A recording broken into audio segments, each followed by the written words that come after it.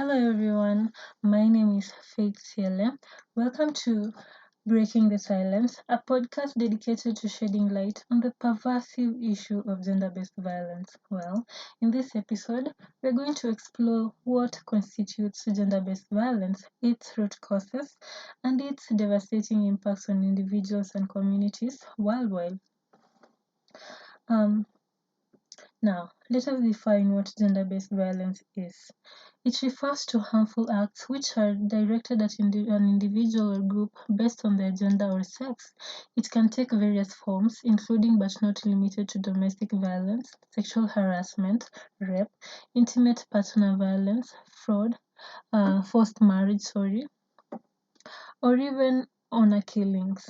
Now, we're going to delve deep into the various forms of gender based violence, including physical, sexual, psychological, and economic abuse. When we talk about physical violence, what comes to our mind? It involves the use of physical force to harm or control someone, and this can include hitting, punching, kicking, slapping, choking, or using weapons to inflict harm upon the person. When we talk about sexual violence, it refers to any form of non consensual sexual activity or behavior, including rape, sexual assault, sexual harassment, and coercion, which can occur with intimate relationships by acquaintances or by strangers. Whereas when you talk about emotional and psychological abuse, this involves behaviors aimed at controlling, manipulating, or demeaning an individual's emotions, thoughts, and behavior. These can include verbal threats, intimidation, humiliation, gaslighting, and even isolation. Whereas when you talk about economic abuse, it involves controlling a person's financial resources or even preventing them from accessing financial independence. And this can include withholding money, preventing someone from working or even studying, and controlling their spending.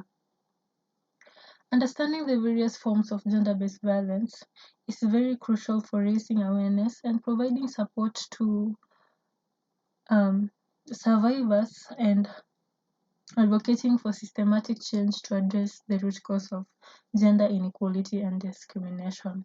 Now, in our next segment, I'd like us to look at root causes and contributing factors to gender based violence.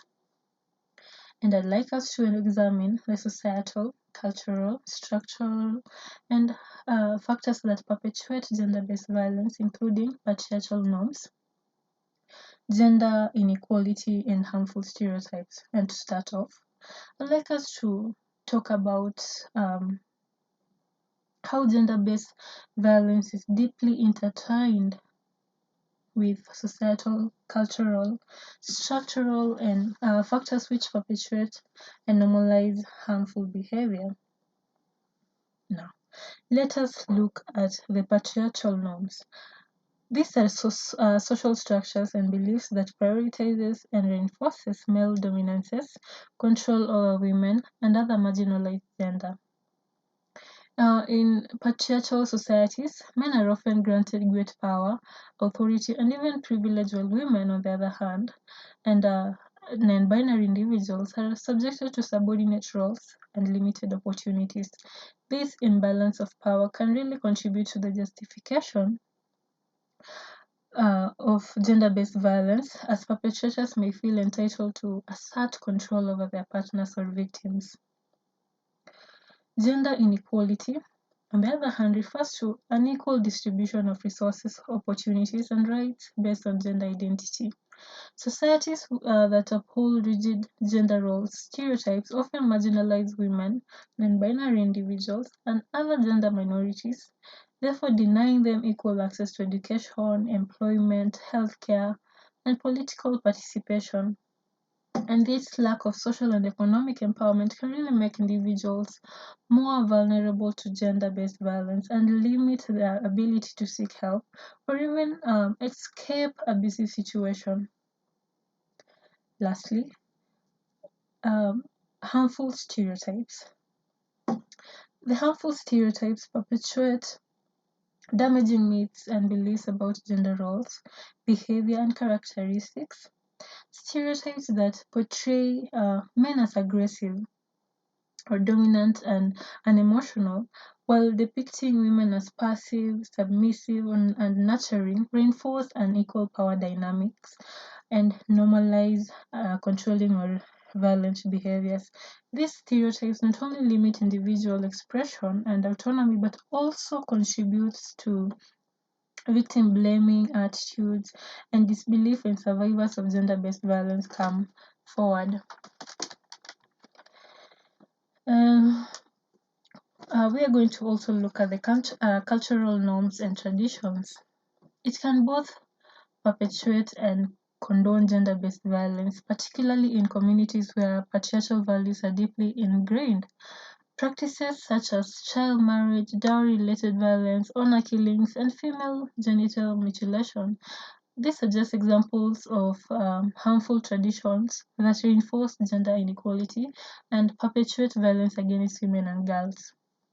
Cultural relativism and the prioritization of preserving tradition over human rights can really hinder efforts to address and prevent gender based violence within cultural contexts.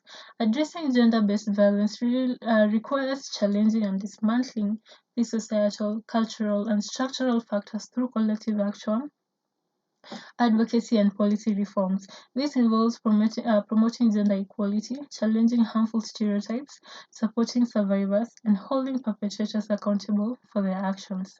Now, in our last segment, we are going to talk about impacts and consequences.